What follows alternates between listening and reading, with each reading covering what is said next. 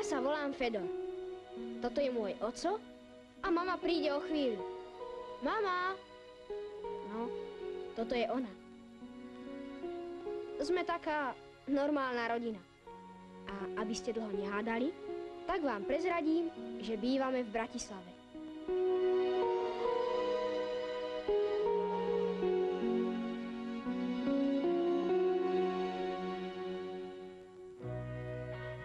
Tak, to sme my. Oco, mama a ja.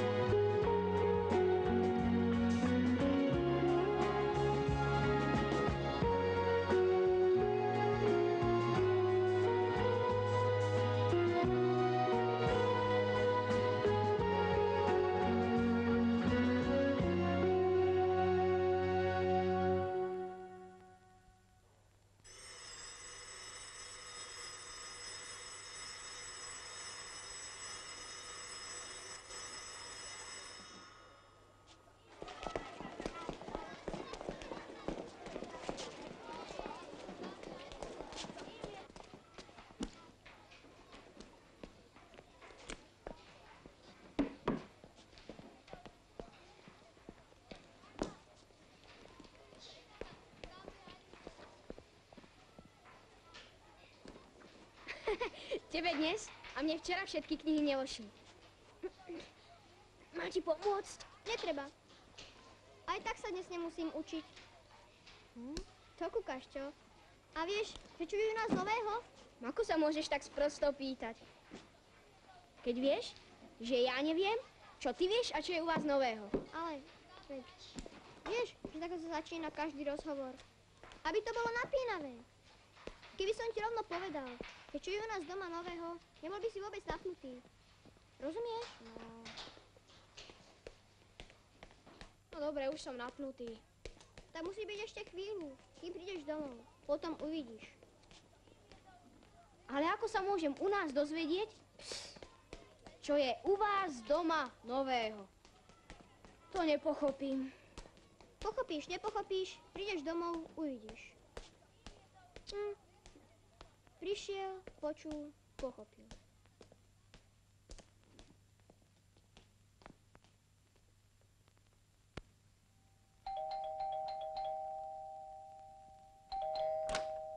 Ahoj, Kde mama. máš kľúče? Vyzváňaš, ako keby horelo. Prepáč, zapadol mi dokde do knihy, do tašky, alebo ja neviem Čo? kde. A kým by som ho našiel? A čo v nej máš? Kamene či čo?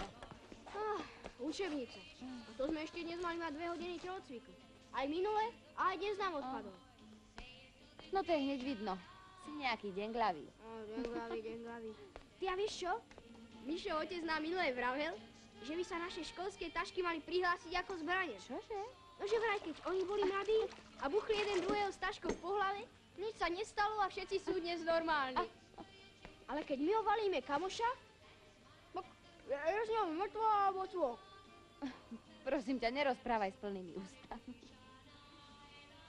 Prepáč. Ozaj, mama, nevieš, čo je u Borisovcov nového?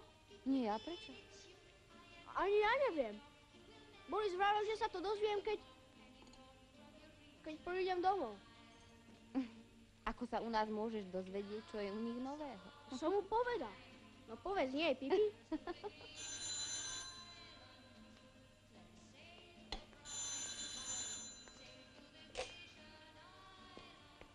Prosím, Lužická. Koho? Áno. Fedor. To je. Ale... Čo? Haló? Haló, kto je tam? To som ja.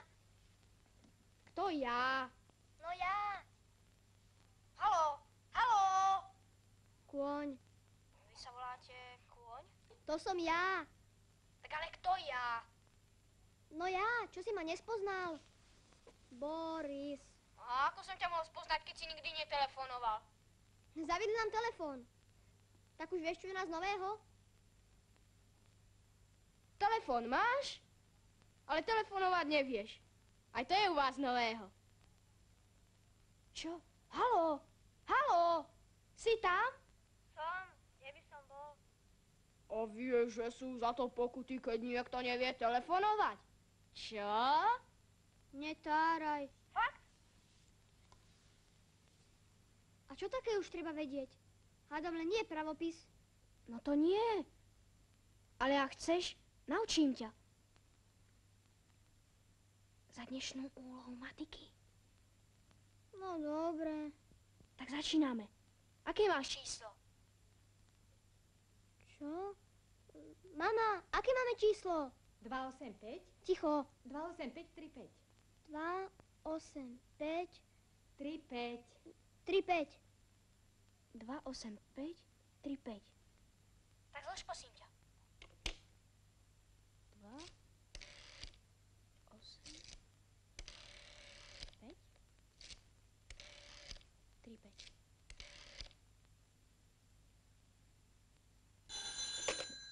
Kto je tam? Haló? Haló? Ale predsa ja, čo si smiešný? Ty si smiešný. Musíš sa hlásiť menom alebo číslom. Keď ťa volá niekto cudzí a opýta sa ťa, kto tam, a ty povieš ja, Ja? no ako môže vedieť ten druhý, že si to ty, ha? Fedor. Ale mama, prosím ťa. A prečo by mal volať niekto cudzí? A ostatní vedia, že ja som ja. Ale nejakí ľudia budú volať aj tvojho otca, ha? A keby tvoj otec vždy povedal ja, ako by sa potom vedelo, ktoré ja je tvoj otec a ktoré ja si ty. Rozumieš? Aha. Tak ešte raz. No dobre.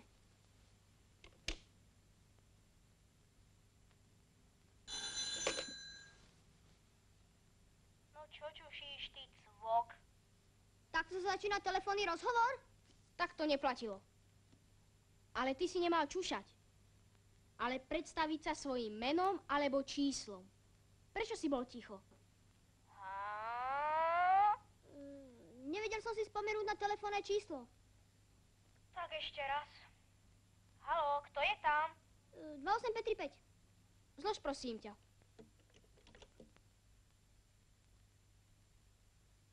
2, 8, 5, 3.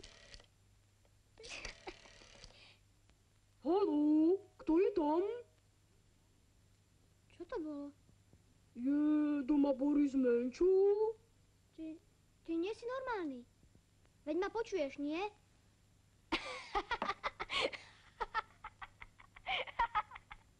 Predsa číslom sa môže predstaviť hoci kto je u vás v byte doma. Boris Menčo je doma. Ty si ale pipi. Čo o sebe rozprávaš ako o niekom druhom? Stačí povedať pri aparáte. Nemôžem.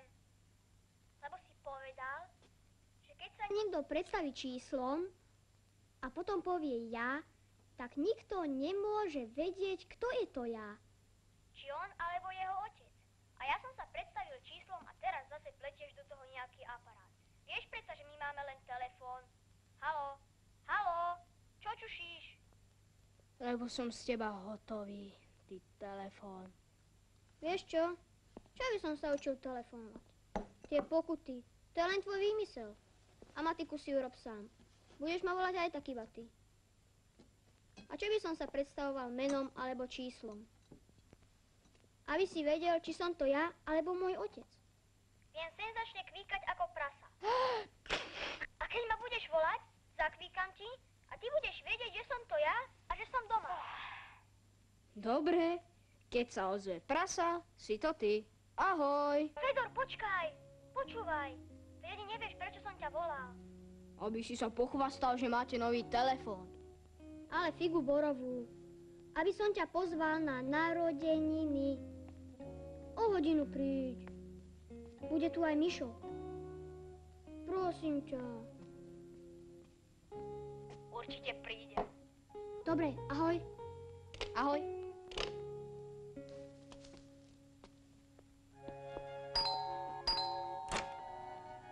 Poď poďte ďalej.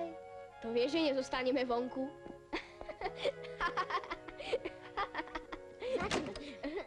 Ponad našu strechu letel holub sivý a ty náš Borisko, buď nám dlho živý. Ja ti k tvojim narodinám odpúšťam tú facku, čo som ti včera nevrátil. A ja ťa naučím hýbať ušami. Aha, takto. Ale ti to nejde. Ale... A ja ešte toto. A ja? A ja? Haló?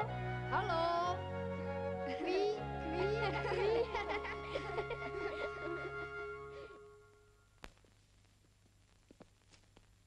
Mama, už sú tu.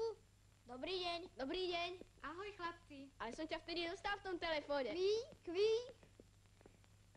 Dovolíš? Boris.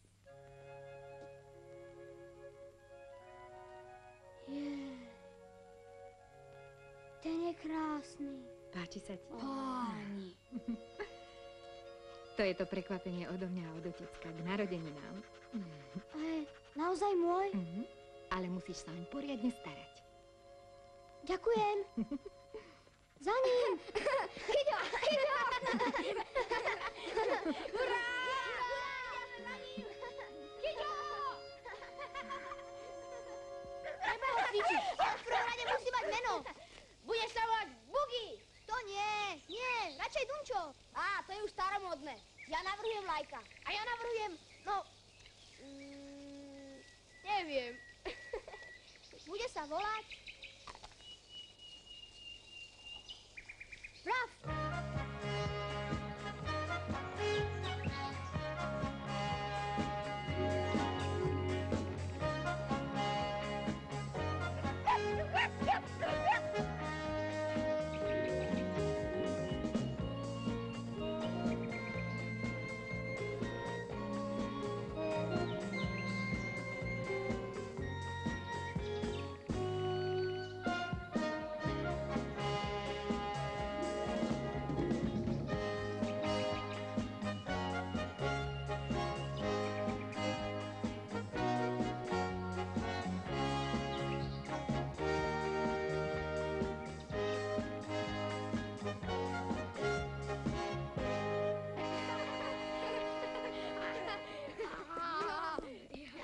Ja si myslím, že meno Raf je perfektné. To určite. Mne sa páči pes i meno. Chlapci, Raf. Raz, dva, tri. Raf, Raf, Raf. A čo je?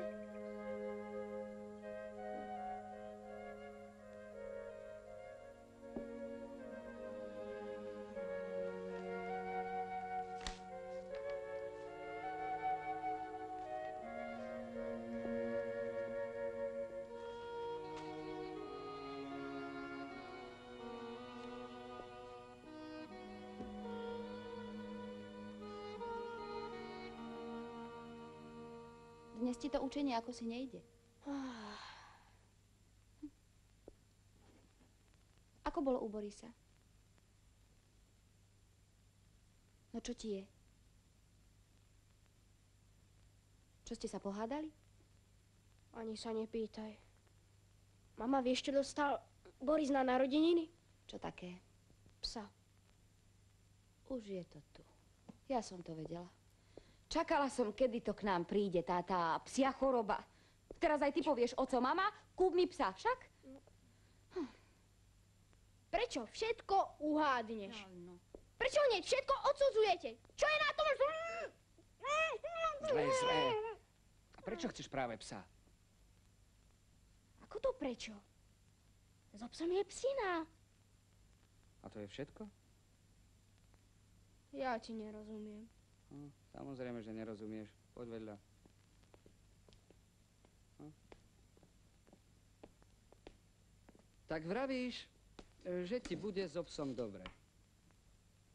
A ja sa ťa pýtam, bude aj psovi psina s tebou? Ako sa ja môžem pýtať psa, že či... A vieš, že veľmi ľahko? Predstav si, že by si bol pes. Čo by si potreboval, aby ti bolo dobre, keby si bol ako pes sám? No, dobré jedlo, kus kosti, búdu, kamaráta, behanie, šantenie. A čo z toho všetkého ti chýba u nás? Nič?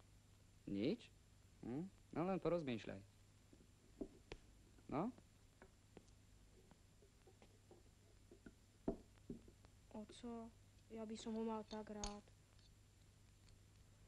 A ja. Podaj mi ten šrobovák. Ďakujem. Ale to nie je všetko, myslieť si to. Treba si to vedieť aj predstaviť. A to je, veru, Fedorko, ťažká vec. Aká ťažká vec? No ako poznáme, že máme niekoho naozaj radi? To je predsa jasná vec. Jasná vec, jasné. Tak počúvaj. Ak niekomu želáme, aby mu bolo dobre, tak urobíme všetko preto, aby mu nič nechýbalo. A tak mi vychádza, Fedorko, že ak budeš mať psa naozaj rád, budeš si želať, aby u nás nebol. A ak si želáš, aby u nás bol, tak potom ho naozaj nemôžeš mať rád. A čo z toho, keby si mal psa a nemal ho naozaj rád? Ja tomu nerozumiem. Oco, nevidí sa ti, že niekedy všetko strašne komplikuješ? Zamotávaš? Vrav priamo. Keď priamo, tak priamo. Majú Borisovci záhradu? Majú. A čo potrebuje pes? No, už chápeš? Ako by ti bolo, keby si bol pes a po celý deň by si behal v tomto malom byte, kde by si sa nemohol ani prebehnúť. Tešil by si sa, že príde zo školy Fedor, ale ten by si musel robiť úlohu. Nemáme ani záhradu, ani jeden jediný strom, ani trávu, kde by si mohol obhrísť kosť. Len tieto 4 steny, kde by ti jednostaj vraveli, ľahni si, buď ticho, nekňuč. No povedz, ako by ti bolo. Ale pravdu? Zle. A čo by si pomyslel o chalanovi, ktorý by chcel, aby si mal taký život? Že je hyena.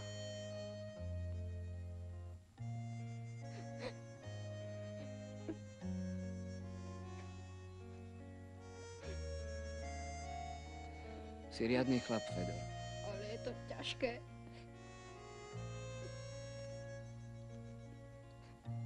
Ja viem.